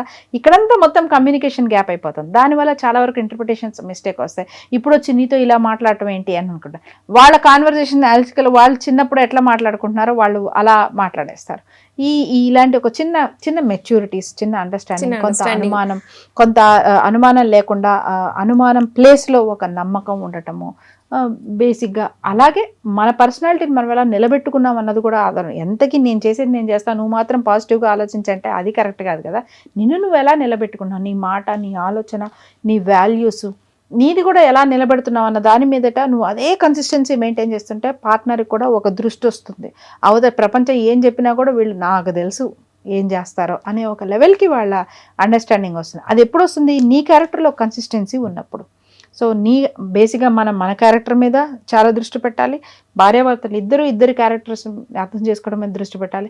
అక్కడ తర్వాత కౌంట్ 3, 4, 5, 6 కౌంట్ అక్కడి నుంచి స్టార్ట్ అవుతుంది. ముందు ఈ 1, 2 కౌంట్లోనే చాలా క్లారిటీ కావాలి. అసలు భార్యాభర్తల మధ్య అనుమానాలు ఒకసారి స్టార్ట్ అయిన తర్వాత అది పోవడం అనేది జరుగుతుందా? జరగటానికి అవకాశం చాలా ఉంటుంది. ఇక్కడ 2 ఉంటాయి. ఒకళ్ళ ఎఫర్ట్స్, ఈ ఎఫర్ట్స్ మీద అవతల వాళ్ళు పెట్టే నమ్మకం 2 సమానంగా జరిగితేనే. ఏ ఒక్క దాంట్లో ఇక్కడ ఇంబ్యాలెన్స్ ఉన్నా కూడా నిజంగా అవ్వదు. ఒకసారి అనుమానం వచ్చిందంటే అది పోవడం అవ్వదు ఎప్పుడు. ఎందుకంటే ఈ ఎఫర్ట్స్ వర్సెస్ ట్రస్ట్ రేషియో అనేది ఈక్వల్గా లేకుండా ఇంబ్యాలెన్స్గా ఉంటే, మీరు ఇప్పుడు చూడండి బ్యాలెన్స్ పట్టుకుంటూ ఉంటాం, చాలా మంది బ్యాలెన్స్ అంటారు. Balance is all about imbalance. Actually ఇక్కడ 1 గ్రామ్ వచ్చినా ఇది ఇటు వెళ్ళిపోతుంటుంది, ఇటు 1 గ్రామ్ వచ్చినా ఇది ఇటు వెళ్ళిపోతుంది. చాలా పర్ఫెక్ట్గా మెయింటైన్ చేస్తే తప్ప 2 ఈక్వల్గా ఉండవు. అలాగా ఒకరికి ఏదైనా ఒక కారణంగా అనుమానం వచ్చింది అనుకున్నాం, ఈ విషయంలో నీకు అనుమానం అవసరం లేదు, ఈ విషయంలో నీకున్నది అనుమానమే, అపోహే, నిజం ఇది అని ఆ నిజానికి అనుగుణంగా వీళ్ళ ఆలోచన, మాట, ప్రవర్తన ఇవన్నీ కనిపించే విధంగా ఈ వ్యక్తి ఎంత నిజాయితీగా ఎఫర్ట్స్ పెడుతున్నారో, అంత నిజాయితీగా ఎంత మనిషి ఎఫర్ట్స్ పెడుతున్నారో అంత నమ్మకం కూడా అవతల పర్సన్ పెట్టాలి. వీళ్ళ ఎఫర్ట్స్ పెడుతున్నప్పుడు వాళ్ళు నమ్మడం అనేది మానేశారు అంటే వీళ్ళు ఎఫర్ట్స్ పెట్టి అలిసిపోతారు కొంతకాలానికి, ఇంకా వాళ్ళు ఎఫర్ట్స్ పెట్టడం మానేస్తారు.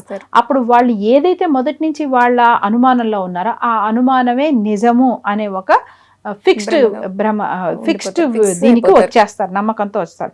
అప్పుడు మీరు ఏది చేసినా వాళ్ళు అదే దృష్టిలో చేస్తారు. అంటే వీళ్ళు ఏది చేసినా వాళ్ళు అదే దృష్టిలో అంటే చూస్తారు, అదే ఒకసారి దృష్టిలో బాగా interpret అనుమానం చేస్తారు. పడిపోయిన తర్వాత ఎంత ఎఫర్ట్స్ పెట్టినంత మాత్రాన ఆ నమ్మకం వచ్చేస్తుంది పూర్తిగా. అందుకని అనుమానం వస్తోంది, లేకపోతే ఇక్కడ ఏదో తేడా కొడుతుంది, లేకపోతే ఐఎమ్ ఫీలింగ్ లైక్ దిస్, ఈ విషయంలో నాకెందుకు ఇలాంటి ఫీలింగ్ వస్తుంది అనుకునేది ఓపెన్ గా కమ్యూనికేట్ చేసుకోగలిగేంత ట్రాన్స్పరసీ రిలేషన్షిప్ లో ఉండాలి. అది పూర్తిగా పైకి అంటే పూర్తిగా అది వెళ్ళిపోయేదాకా తీసుకెళ్లకుండా Exactly. అనుమానం వచ్చిన స్టార్టింగ్ స్టేజ్ చాలా చిన్న చిన్న విషయాలని, ఏదో ఒక విషయం, ఒకటి వస్తువు కొనుక్కుందాం అని అనుకుందాం ఇంట్లోనూ. సో ఒక వస్తువు కొనుక్కుందాం అనుకున్నాం, భార్యాభర్తల మధ్యలో ఒకలాంటి డిస్కషన్ జరిగింది. ఈ హస్బెండ్ వాళ్ళ అమ్మా నాన్నలతోనే చేసినప్పుడు వాళ్ళు ఇంకొక పర్స్పెక్టివ్ ఏదో ఇచ్చారు. అప్పుడు ఇక్కడ తీసుకున్న డెసిషన్ అటుకు వెళ్ళిన తర్వాత మారిపోయింది. ఆ మారిపోయినప్పుడు ఆ డెసిషన్ మారిపోయినట్లుగా డైరెక్ట్గా ఆయన యాక్షన్, మళ్ళీ భార్యతో ఆ విషయం డిస్కస్ చేయకుండా డైరెక్ట్గా యాక్షన్ చేసేసి, ఆమె ఇదేంటి మనం ఇలా అనుకున్నాను, నువ్వు అలా ఎందుకు చేసావు అంటే, అప్పుడు అమ్మా నాన్న ఇలా అన్నారు అంటే, అప్పుడు ఈమెకి ఒక కాన్స్టెంట్ ఇన్సెక్యూరిటీ అనే ఒక ఫీలింగ్ ఉంటుంది. అదే అనుమానంగా మారుతుంది. నేనేం చెప్పినా ఇప్పుడు నేను చెప్పినట్టు చేస్తాడా, వాళ్ళ అమ్మా నాన్న చెప్పినట్టు చేస్తాడా అనేది ఎప్పుడు ఒక టెస్టింగ్ పీరియడ్ పెట్టుకుంటుంటుంది. 2 సార్లు 3 సార్లు ఇది రిపీట్ అయింది అనుకోండి, ఆమెకి ఇప్పుడు ఒక రూఢి వచ్చేస్తుంది. మా ఆయన ఏదైనా నేను చెప్పినట్టు వినడు, వాళ్ళ అమ్మ నాన్న చెప్పినట్టే చేస్తాడు అంటే, ఒక చేస్తాడా లేదా అనే ఒక అనుమానం, చేస్తాడు అనే ఒక నిర్ణయానికి వచ్చేస్తుంది. రైట్. అదే ఈ మధ్యలో చేయాల్సిన విషయం ఏంటి, ఇప్పుడు అక్కడికి వెళ్ళిన తర్వాత అమ్మా నాన్నలు ఇంకో పర్స్పెక్టివ్ ఇచ్చారు, అప్పుడు come back to your wife. అల్టిమేట్గా మీరిద్దరు డిసైడ్ కావాలి కాబట్టి come back to your wife. వాళ్ళు ఇచ్చిన పర్స్పెక్టివ్ మీకు ఎంత సూటబుల్ కాదు, మీ ఇద్దరు డిస్కస్ చేసుకొని దాన్ని బట్టి ప్రీవియస్ డెసిషన్ మీదే ఉంటారా లేదా కొత్త డెసిషన్ మీదే ఉంటారా, ఇద్దరు ఒక మాట మీదకి వచ్చి అప్పుడు యాక్షన్ పాయింట్ తీసుకున్నప్పుడు, ప్రపంచంలో ఎవడని చెప్పినా మళ్ళీ మా ఆయన ఖచ్చితంగా నాతో డిస్కస్ చేసి ఒక పని చేస్తాడనే ఒక నమ్మకం ఒకసారి ఆమెకు వచ్చినప్పుడు, మీరు ఎవరితో అయినా మాట్లాడండి, ఆమె she will be very happy, trust and సేఫ్గా తన స్థానంలో తనుకుంటుంది. అండ్ చాలా మంది కన్ఫ్యూజ్ అవుతుంటారు, అనుమానానికి, పొసెసివ్నెస్ కి, జెలస్ కి ఈ డిఫరెన్స్ తెలియకుండా బిహేవ్ చేస్తూ ఉంటారు. అసలు అనుమానం ఏంటి, పొసెసివ్నెస్ ఏంటి అంటే, కొంతమంది అనుమానం ఉన్న చోటే ప్రేమ ఉంటుంది అంటారు, మళ్ళీ ఆ అనుమానాన్ని పొసెసివ్నెస్ ని కలిపేస్తారు. అసలు దీనికి డిఫరెన్స్ ఏంటో చెప్తారు? ఇది చాలా పెద్ద కాన్సెప్ట్ అండి, యాక్చువల్ చాలా డీప్ కాన్సెప్ట్. త్వరగా చెప్పాలి అంటే క్లుప్తంగా చెప్పే ప్రయత్నం చేస్తాను. పొసెసివ్నెస్ ఒక చాలా బేసిక్ స్థాయి వరకు ఒక అందం. ఇప్పుడు పిల్లలు ఉన్నారు అనుకోండి, అప్పుడే పుట్టిన పిల్లలు, అప్పుడప్పుడు ఇంకా అమ్మ నాన్న ఎవరో గుర్తిస్తుంటారు, ఓసారి గుర్తు చేసిన వెంటనే అమ్మ ఇంకొకరిని ఎత్తుకుని వెంటనే వాడు ఏడ్చేస్తాడు.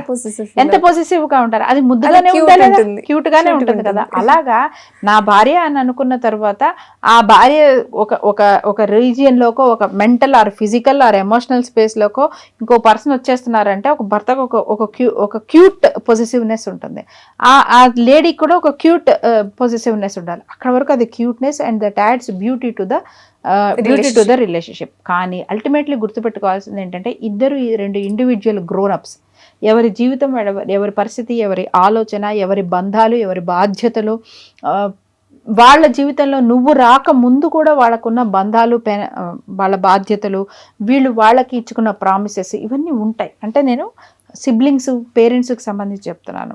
లేదు ఫ్రెండ్స్ ఉన్నారు, ఫ్రెండ్స్ పాత్ర ఉంటుంది. వాళ్ళ జీవితంలోకి రాక ముందు నుంచి కూడా వాళ్ళ పాత్ర, వాళ్ళకు ప్రాముఖ్యత, వాళ్ళదైనా ఒకటి ఉంటుంది. When you are accepting the person, ఈ పర్సన్ నీకు హస్బెండ్ మాత్రమే కాదు, వాళ్ళ అక్క చెల్లెళ్ళకి తమ్ముడు, అన్నయ్య అవ్వచ్చు, అమ్మా నాన్నలకి కొడుకు అవుతారు, ఫ్రెండ్స్కి స్నేహితులు అవుతారు, ఇలా ఎన్నో పాత్రలు ఉన్నాయి. ఆ పాత్రలకు తగినట్లుగా వాళ్ళ కొన్ని బాధ్యతలు ఉంటాయి. ఆ బాధ్యతలో, పనుల్లోనూ అసలు నీది ఏ పాత్ర ఉండకపోయినంత మాత్రాన, నీకు సిగ్నిఫికెన్స్ లేదన్నంత మాత్రాన వాళ్ళు ఆ పనులు చేయకూడదు అని అనుకోవటం తప్పు. చాలా ఈ మధ్య ఉన్న చాలా కేసెస్లో ఈ పొజిటివ్నెస్ ఇష్యూసే వస్తున్నాయి. ఒక్కసారి ఇంకా వాళ్ళు భార్య అయిపోయినంత వెంటనే అన్నీ ఇట్లా చిటికేసినట్టు మారిపోవాలి. ఇంకా వాళ్ళకు సంబంధించింది కాకుండా ఆ హస్బెండ్కో, ఆ వైఫ్కో ఇంకా అసలు మరొక ప్రపంచమే ఉండకూడదు అన్నట్టు ఎక్స్పెక్ట్ చేస్తారు. అది ఎంత విచిత్రమైన, ఎంత రాంగ్, అది చాలా చాలా రాంగ్ అది. ఎందుకంటే నువ్వు ఇప్పుడు 25 ఏళ్లకో, 22 ఏళ్లకో, 23 ఏళ్లకో, లేకపోతే ఈ రోజులో అయితే మరి 28 ఏళ్ళు, 30 ఏళ్ళకి ఒకళ్ళ జీవితంలోకి ఇంకొకళ్ళు వస్తారు. ఈ 30 ఏళ్ళు వాళ్ళు చచ్చిపోయారా? మాక గుండె రాయో కాదు కదా, మనిషే కదా. ఎన్నో ఉండుంటాయి కదా వాళ్ళ జర్నీ, వాళ్ళ ఐడియాస్, వాళ్ళ డ్రీమ్స్, వాళ్ళ ప్రామిసెస్, వాళ్ళ రెస్పాన్సిబిలిటీస్ ఎన్నో ఉంటాయి కదా. అందులో నీతో కలుపుకొని చేసేవి కొన్ని ఉంటాయి, నీతో సంబంధం లేకుండా కూడా వాళ్ళకి చేసుకునేవి కొన్ని ఉంటాయి. అలాంటి వాటిలో నాకు పాత్ర లేదు కాబట్టి, నాకు సిగ్నిఫికెన్స్ లేదు కాబట్టి నువ్వు అది చేయకూడదు అని అంటే అది అసలు అర్థం లేని విషయం. అది భార్యాభర్తలు ఇద్దరు గమనించుకోవాలి. అలా అమ్మాయి కూడా ఈ రోజులో అందరు అమ్మాయిలు చదువుకుంటున్నారు. వాళ్ళ అమ్మ నాన్నని ఫలానా చోటకి తీసుకెళ్ళాలి, ఫలానాది కొని పెట్టాలి, ఫలానాది మా అమ్మ నాన్నలు చేయాలి, ఫలానాది నేను రేపొద్దున సంపాదించుకున్న రోజున నా రూపాయితో నేను ఇది చేసుకోవాలి అని అమ్మాయికి కూడా కొన్ని డ్రీమ్స్ అండ్ గోల్స్ ఉంటాయి. ప్రతిదీ నీ రాజభవన్ స్టాంపు పడితే తప్ప అమ్మాయి చేయకూడదు అన్నాను అనుకుంటే అది కరెక్ట్ కాదు.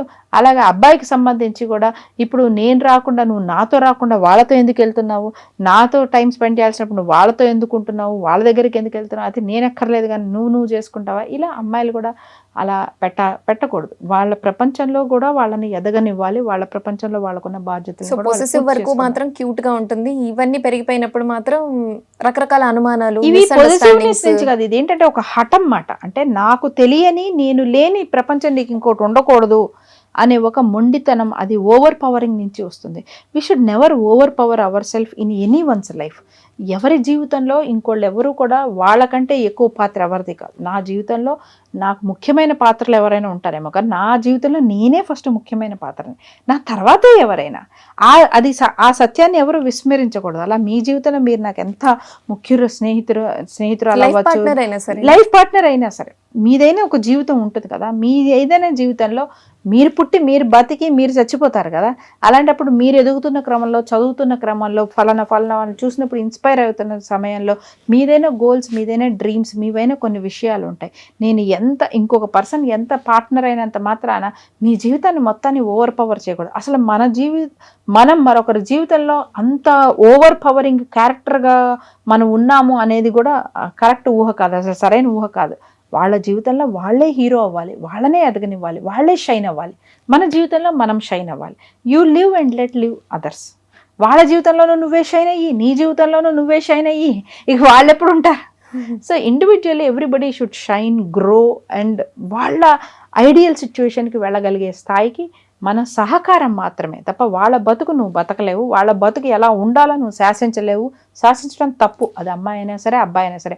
ఆ స్థాయికి పవర్ తీసేసుకుంటారు చూసారా, అక్కడ మీకు కంట్రోలింగ్ వచ్చేస్తుంది. ఆ కంట్రోల్ కుదరినప్పుడల్లా ఫ్రస్ట్రేషన్ వస్తుంది. ఈ కంట్రోల్ నుంచి అవతల మనిషి పక్కకి వెళ్ళాలనుకున్నప్పుడల్లా మోసం చేసుకోవడం వస్తుంది. అక్కడి నుంచి అబద్ధాలు వస్తాయి, అక్కడి నుంచి మ్యానిపులేషన్ వస్తుంది, అక్కడి నుంచి వీళ్ళ మనసులు విరిగిపోతూ ఉంటాయి, మోసపోయే అన్న భావన వస్తుంది, అపనమ్మకాలు పోతాయి, దాని నుంచి ప్రేమ పోతుంది. ఎప్పుడైతే ప్రేమ పోతుందో అంతా ఒక మెకానికల్గా జరుగుతూ ఉంటుంది తప్ప ఒకరి జీవితాన్ని ఒకరు పూర్ణత్వం చేసుకున్న భావన రాదది. సో అంతవరకు వెళ్ళనివ్వకూడదు. You should live other person also.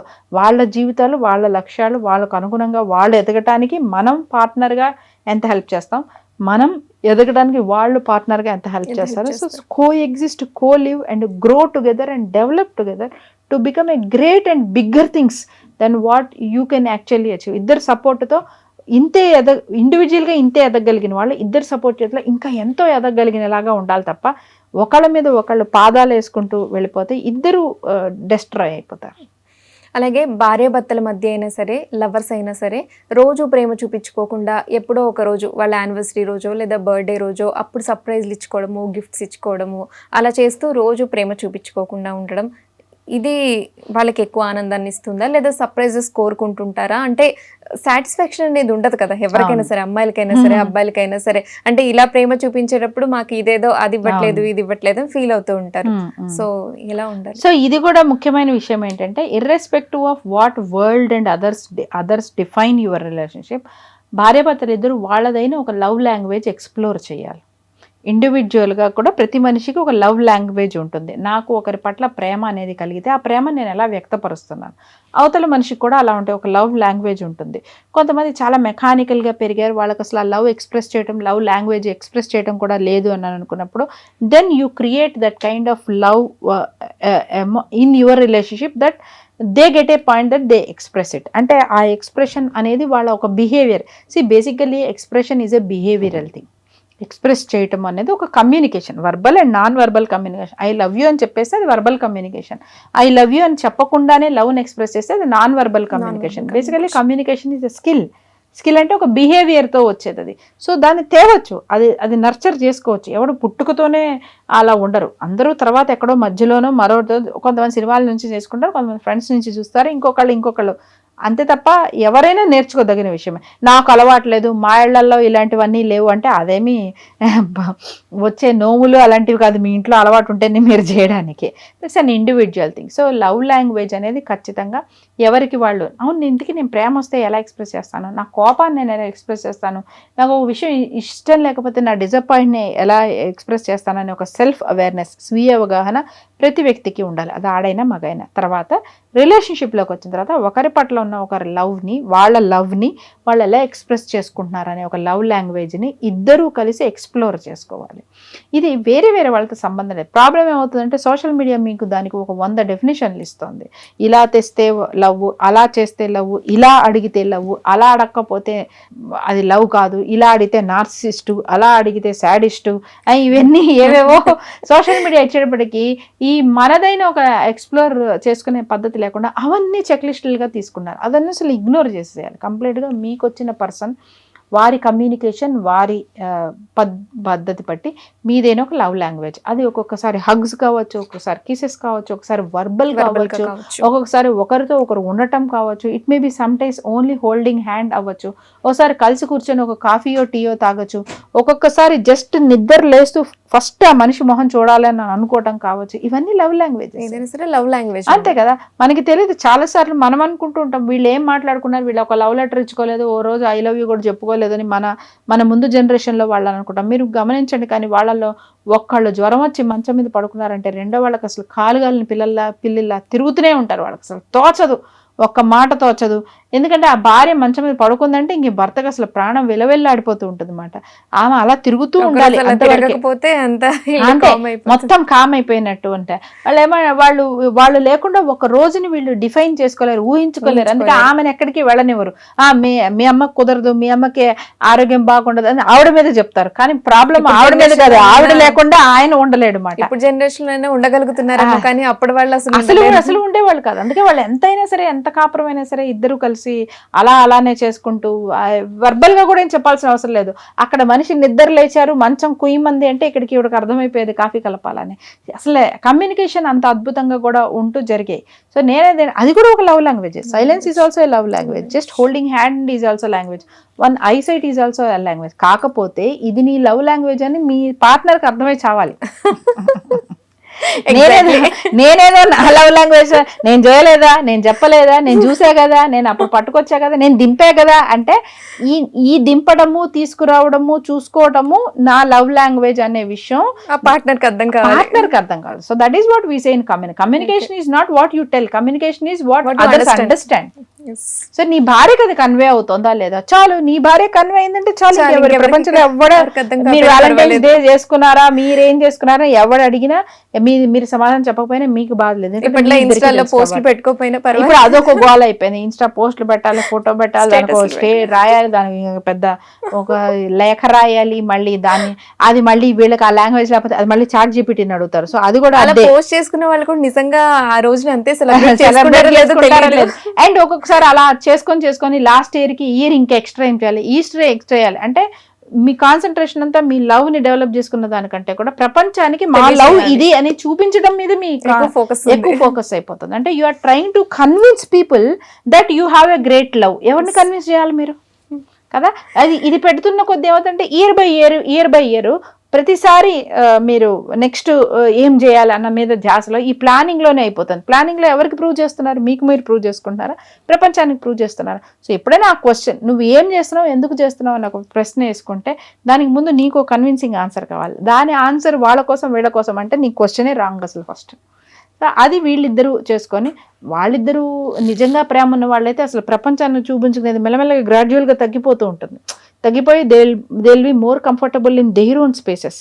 అంటే ఈ లార్జర్ గ్రూప్ నుంచి స్లోగా వాళ్ళు లోపలికి వచ్చేస్తూ ఉంటారు అన్నమాట. ఇది మీద ఎక్కువ నమ్మకం లేని వాళ్ళు ఇక్కడి నుంచి ఇక్కడికి బయటికి వెళ్తూ ఉంటారు. నాకింత ఉంది, మాకింత ప్రేమ ఉంది, మే ఇద్దరం ఇంత ఉన్నాం అని చెప్పి ఏవో హడావిడి చేస్తూ ఉంటారు. హడావిడి చేయటం కూడా అవతల వాళ్ళకి ఇష్టమైన విషయం. Then give surprises, do go. వాళ్ళిద్దరికి ఇష్టమైతే ఏం పర్వాలేదు. ఒక్కొక్కసారి ఇద్దరికి అలా ఉంటుంది. ఇద్దరికి ఏంటంటే బాహాటంగా చెప్పుకోవడమే లోనే వాళ్ళ ఆనందం ఉంటుంది. కొంతమంది అలా ఉంటారు. ఇప్పుడు వాళ్ళ ఫ్రెండ్ అని నా ఫ్రెండ్ నా ఫ్రెండ్ నా ఫ్రెండ్ అని 10 మందికి చెప్పుకుంటుంటారు. వాళ్ళ పద్ధతి అది. అలా ఉన్న వాళ్ళు పార్ట్నర్కి సంబంధించి కూడా నా పార్ట్నర్ నా పార్ట్నర్ నా పార్ట్నర్ అని చెప్పుకోవడం ఇష్టపడతారు. అవతల పర్సన్ కూడా అలా అయినప్పుడు హ్యాపీగా వాళ్ళు అలా చేసుకోవచ్చు, ఇబ్బంది అనేది. That is what. నీవు ప్రపంచానికి అర్థమయ్యే లోపల ముందు మీ ఇద్దరికి అర్థం కావాలి. ఇది ఆమె లవ్ లాంగ్వేజ్, ఇది లాంగ్వేజ్ అని అర్థం కావాలి. దాని మీద దృష్టి పెట్టాలి, కొంచెం టైం పెట్టుకోవాలి. కేవలం సర్ప్రైజులు ఇవ్వాలి, స్పెషల్గా చేయాలి, వీడియో అప్లోడ్ చేయాలి, రీల్ అప్లోడ్ చేయాలి, స్టేటస్లో పెట్టాలి అనే తాపత్రయాలు చేస్తుంటే then you are not exploring your actual love language. అది కొంతకాలం నడిచిన తర్వాత వాళ్ళ ఒరిజినాలిటీ అది కాదు కాబట్టి అది గ్యారంటీగా బెడిసికొడుతుంది. అవును. అది భార్యాభర్తల మధ్య ఉన్న అనుబంధం గురించి, అలాగే ఎవరి భావాలు ఎవరు హట్ కాకుండా అంటే బోత్ సైడ్స్ ఒక అంటే ఎలా ఉండాలి అనేది అందరి డౌట్స్ క్లారిఫై చేశారు. Thank you ma'am. Thank you. And for more videos, Please subscribe to iDream channel. Subscribe to iDream Media. Please subscribe to iDream. Please subscribe to iDream. Please subscribe iDream. And please subscribe to iDream. For more videos, subscribe to iDream. please like, share and subscribe to the channel. Congratulations, iDream. Subscribe to iDream. Subscribe to iDream. So subscribe to iDream Media. iDream ki iDream team andarki huge congratulations. Please subscribe iDream Media. Please subscribe to iDream. Subscribe iDream. Please subscribe to iDream. iDream అంటే నా కళల channel subscribe చేసుకున్న నోరు తిరుగుతలేదు, మీరైతే గంట గుర్తు కొట్టండి. For more such videos, please subscribe to iDream. Subscribe to iDream. Please subscribe to iDream. Please subscribe iDream Media. Please do subscribe to iDream. Please subscribe to iDream Media. For best entertainment and information, please subscribe iDream. And don't forget to subscribe to iDream.